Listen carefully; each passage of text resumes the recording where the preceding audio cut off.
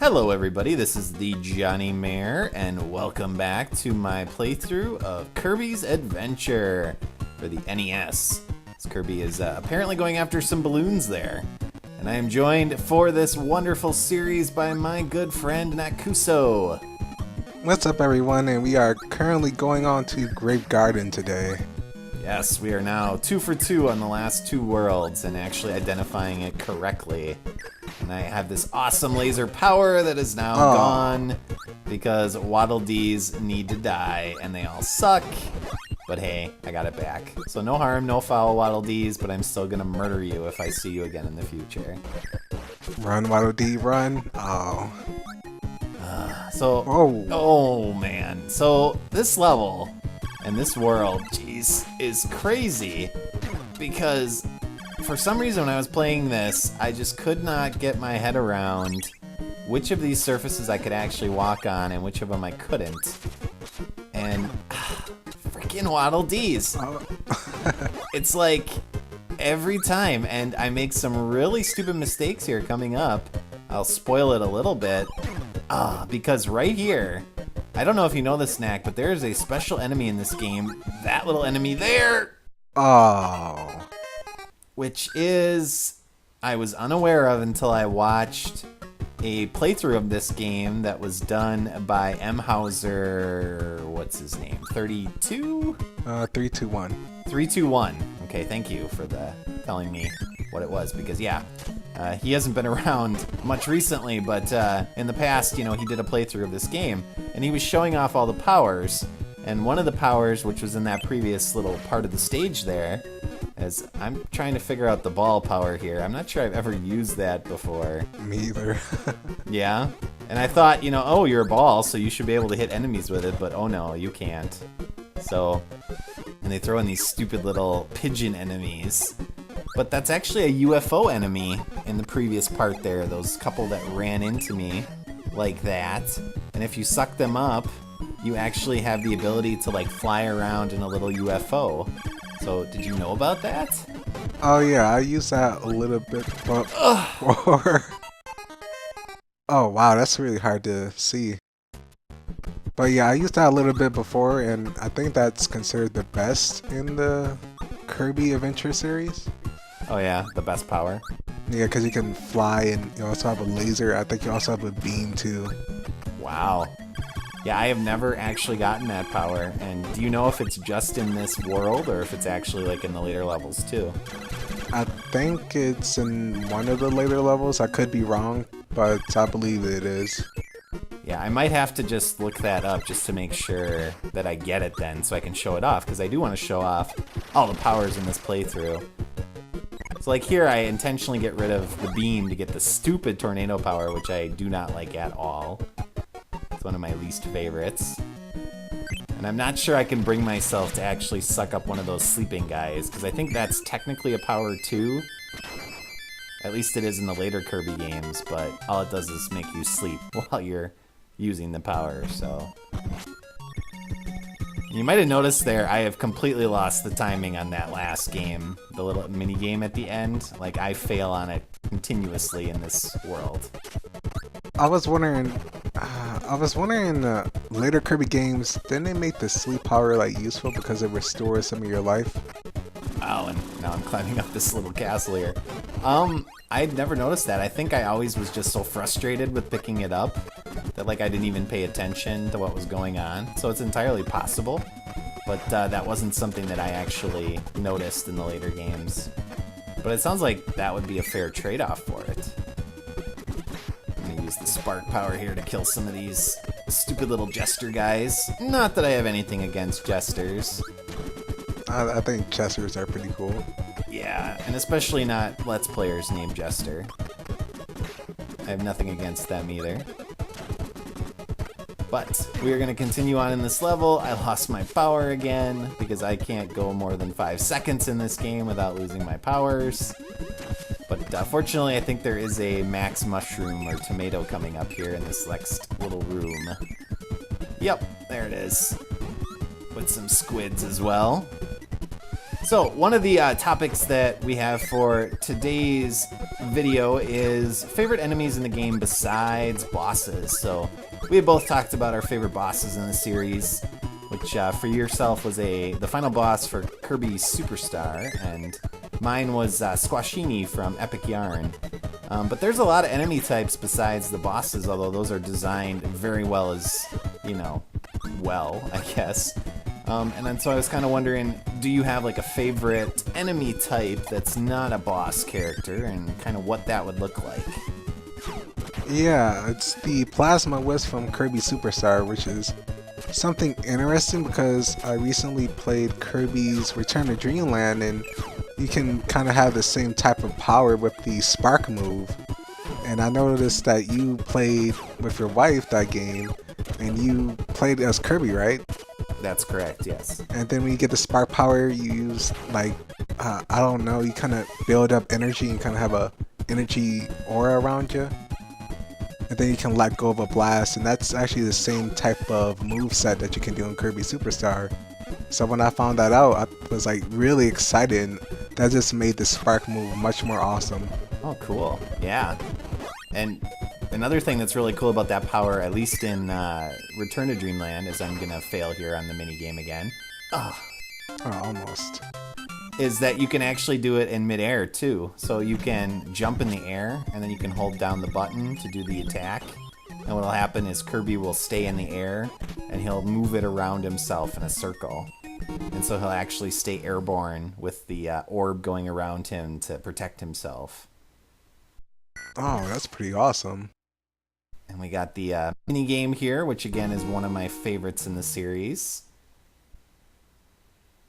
Bam! I'm not going to spoil it, how far I get with it. Last time I got to the hammer guy. Let's see if we can beat that this time. Doing good so far. Well, I'm not super confident because I false started. Oh, I never did that before. Yeah, if you try to hit the button before it pops up. I tried to time it, to anticipate it, and then I failed. So, same three hats. Couldn't beat the stupid hammer guy, so we'll have to try that again next time. But here's a really cool power too. Now, I was dumb here. I used my stupid crash power to kill that guy. But this is the introduction, I think, of the cannons, which is an element in a lot of the Kirby games that they added, where you can actually get to secret areas by starting a cannon fuse on fire and then jumping in the cannon. And Kirby looks so cute. Oh. Look at him, that little fluff ball. Bam! And we get a 1-up, which I need, because I'm dying a lot. Now, I wonder if you could redo it, but I would doubt you could. I think I could redo it, but it doesn't give you the 1-up. Oh, so you go to the level, but the 1-up's gone? Or either that or it just hits you in the sky and you'll fall back down in the cannon. So here's the element that's kind of a reoccurring theme in this world, which is the ships. Kind of Mario-esque from Mario 3, from the Bowser kind of levels, and then also the wind effects, which they use on a couple occasions. So I'm not sure the strategy here of picking up the parasol or not, but I went with it because it was the only weapon that I had currently. But going back to the the question of favorite kind of non-boss character types, I've always been a fan of the little what are they? The little exploding guys that you can't suck up. 'Cause I don't know their names officially, and maybe you do. Oh, Scarfies, I think. Scarfies? Yeah. So the little floating guys that if you try to suck them up, then they get all angry and come after you. Yeah, demonic looking. Yeah, they look really crazy. And I always liked that. I thought it was cool because Kirby, is supposed to be this uber character that can suck up pretty much anything. And then he gets to these enemies and they get... You can't even... I mean, you not only can't suck them up, but they get pissed off and they come after you to blow up in your face and actually hurt you. So I always thought that was pretty cool. Oh man. Waddle Dees. Ugh. Frickin' Waddle Dees. Seems to be a theme with Waddle Dees now. And you know, in the last episode, Jave was laughing at me because I get so upset when I have to fight stupid Mets in the Mega Man series, which is like his favorite character. And so he like was all like, oh, the Waddle Dees are the Mets of the Kirby game. I was like, Jave, shut your mouth.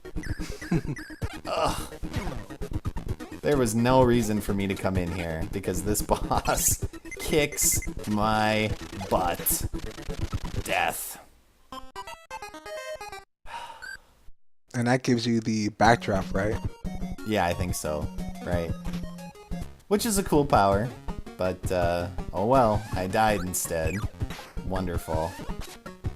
Alright, so we're continuing on here. I think what's really unusual about this world is usually before you fight the boss, they give you a warp star that lets you go back to the previous levels and the previous worlds. And there's actually a museum level.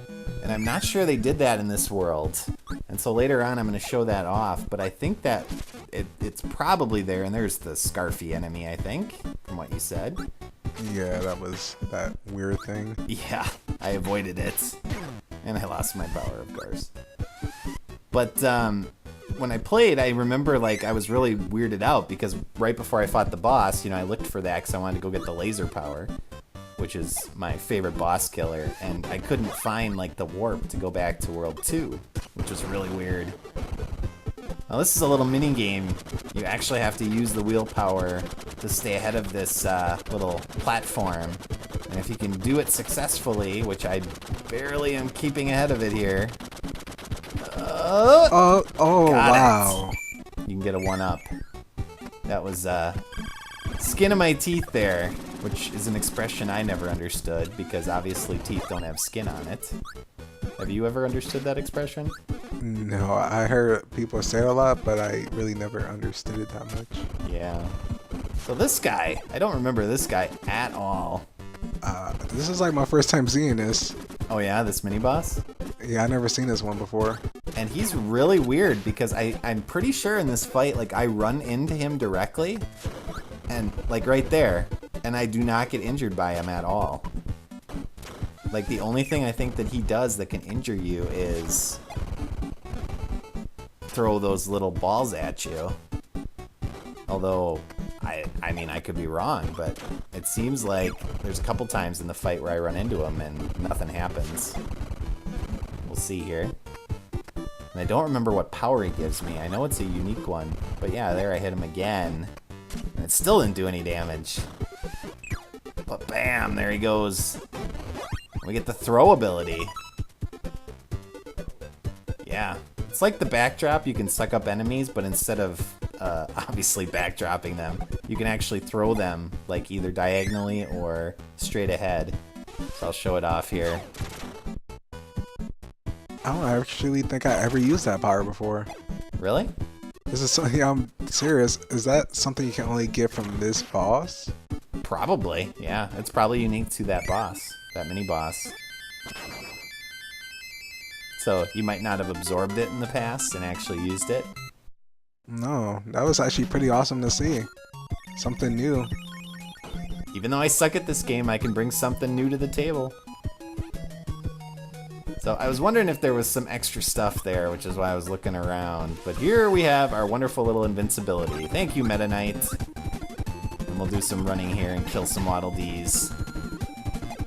But you mentioned a couple episodes ago, and I almost fall in the pit here, I think. And we had that whoa, little glitch? glitch effect, yeah, again, when you're invincible with the cannons. But you mentioned the Kirby anime, and I mentioned that the Dreamland collection for the Wii actually has a couple episodes of that. And I went back and watched the first episode, I believe, of the anime, which I think is called Kirby... What is it called? Kirby Right Back At You. Right Back At You, right. And, you know, that was really weird to see, because as you mentioned when you were talking about it, you know, the voices they chose for some of the characters, especially DDD, are just really unusual voices. And I thought your description of DDD was quite apt in terms of the character that you associated him with. And that was Foghorn Leghorn. because he's really verbose and he's like really, you know, over the top and stuff like that. So yeah, it's a good, I think a good description. Ugh. Stupid mini boss fights. I always had trouble with these. Yep, they can be tricky. And especially if you don't realize that you have to actually kill, like, the little, you know... Like, when I first played it, I thought you just had to kill the top guys. I didn't know you could actually lower it by killing the bottom guys, too. So once you figure that out, it goes a little bit quicker. Oh, and now you got the fireball. Yep. One of my favorite powers. I do love the fireball. But yeah, Kirby's weird in that because, you know, he has the baby talk going, the goo goo and the gaga, and they call him Kirby and stuff like that, and he's like, Kirby, and then they're like, I'm lo lo lo and la la la, and he's like, lo lo lo la la la. It's just kind of unusual to hear it. But I imagine if I watched more of the series, I'll watch the other 2 episodes too. I'll probably get used to it. But yeah, DDD is pretty messed up for his voice. Yeah, I didn't really like it that much. We got some pretty crazy platforming here with these spikies. Wow, they're really upping the difficulty now. Yeah. And I think they're called Gordos, is that right? Yep, Gordos. Gotta jump, and then here, I'm like, oh man, I do not want to die right with the end of the level in sight. Okay. Making some good progress. Is that level 4 or 5? 5. 5. Yeah. So just a couple more to go. Alright, so the last thing that I had kind of planned for today to talk about, as I again was looking to see if there was any extra stuff, was what is Kirby? So, you know, Kirby was introduced quite a while ago for the first game, Kirby's Dream Land. And I'm gonna die here from this stupid frog. Oh. Oh well. It happens. I only had 1 life left. And at least you come back, you have full life again. Yep. I didn't really lose much progress, and now I gotta be careful with this Scarfy. But, you know, every time you see Kirby for the first time, I think everyone kind of has their own interpretation of what he is. Now, there's kind of the official kind of lore of Kirby, stuff like that, which, you know, they touch on a little bit in the anime.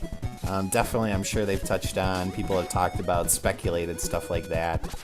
So, like, personally, the first time I saw Kirby, you know, I pictured him kind of as a blowfish or a pufferfish. And so, you know, he's got the ability to, you know, make himself super big, and he, you know, I kind of always envisioned that as using that to try to intimidate enemies, but for Kirby, it's really not the case. It's just about eating stuff and sucking stuff up. And then he's got that really cool ability to actually absorb, enemy powers, which is awesome. And so, you know, I don't know what material he would actually be, because obviously he's got to be some sort of super material to be able to absorb and eat all of these enemies. But, you know, I always pictured him as, you know, kind of like a vacuum cleaner or a puffer fish. And so I was wondering kind of how you viewed Kirby and kind of what he is and stuff like that. That's actually a good question, because, I mean, we talked a little about it, and I honestly never really thought about it. I guess I kind of thought he was elastic, or maybe some type of bubble gum, which is really, really weird to say, since he's all pink and whatnot. And when he absorbs enemies, I always thought maybe it has some kind of interchanging thing from Mega Man, where they got the inspiration. Although I'm not sure, did Mega Man come out before this or after this? I honestly don't know off the top of my head. Because obviously the first Kirby game was the Game Boy one. And so I would imagine the first Mega Man came out probably before this one, because you said obviously this was a late cycle NES game. Yeah, I was just wondering about the handheld, but I guess the Game Boy came out, I mean, not the Game Boy, the Nintendo came out before the Game Boy.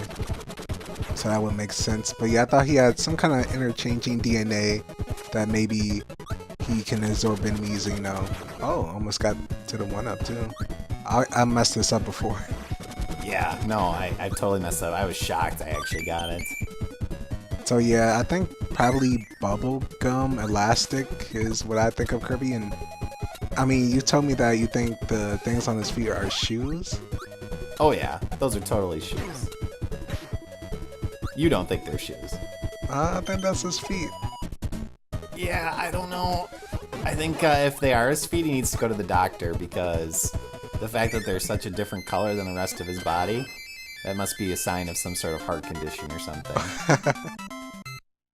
Poor Kirby. All that eating, he probably has diabetes or something, and yeah, he really needs to probably get a physical done. So here's where I'm kind of taking my journey around the world to see if I missed anything, because usually you're supposed to have the Warp Star, and you're supposed to have a museum, and I don't know again if that's like hidden stuff that I was supposed to find in some of the other levels. Do you have a sense of that? I'm not entirely sure. When you were flying down there, there was like a big section. So I'm assuming there's a switch somewhere in this world, but I honestly haven't found a switch here. Yeah. So here's the Krakow fight, boss of this world. And, you know, I think this is what I was actually thinking of when we talked about the high jump ability in one of the earlier episodes and having to use it on Krakow. This is really designed for you to have it, because if you lag here, jeez, then he catches up to you and he actually runs into you and does a lot of damage. So you kind of need the high jump power to stay ahead of him. But then once you get to that point, basically he just goes up to the top, and then you gotta take him on. So when I fought him the first time, right here, he's got his stupid lightning bolt ability, and in Dreamland, obviously, there's a safe spot on the far left side of the screen where you can basically hang out and he really can't hit you. So my strategy was, I'll just stay over here, and anytime he comes near me, I'm gonna use my high jump ability. But it's not a safe spot. And Ouch. he just starts murdering me indiscriminately. So now I start flying above him. And then I think this is where I mess up, and I just do not remember how to use the high jump ability effectively. So, yeah, this fight does not go well. And it's also kind of bad with the high jump because it looks like you still got hit after you use it. Yeah, it seems inconsistent, like when it detects it as a hit versus, you know, it actually counts it as a hit against you versus a hit against him. But I have a sense of it now, so we'll head back in and we'll take him on yet again. Now, Krakow was frustrating in the original Dreamland, especially on hard mode. I remember him giving me a lot of trouble. Not as much as the Blimp. Like, I think I remember the Blimp being my least favorite boss in that game. Just because the pattern of the shooting was always really frustrating. So, essentially, the boss strategy here is to not die, which is the case with any boss strategy, but it's to float above him when he's on the ground, and then when he kind of sets there in the middle, that's when you use the high jump ability. And you can actually go back and forth like this once I figured it out. Oh, this looks a lot easier once you kind of figure it out. Yeah. So, as Novell likes to say, I downloaded the boss pattern at this point. So, yeah, he uses that in most of his Let's Plays. But I like how Krakow follows you with his eye. He's like, I'm doing my thing. I know you're not down there, and I'm going to follow you with my eye, but I got to do my thing, and there's nothing I can do about it to change it. But we're going to finish up here. We're going to end the episode. I'm going to beat him here in a second.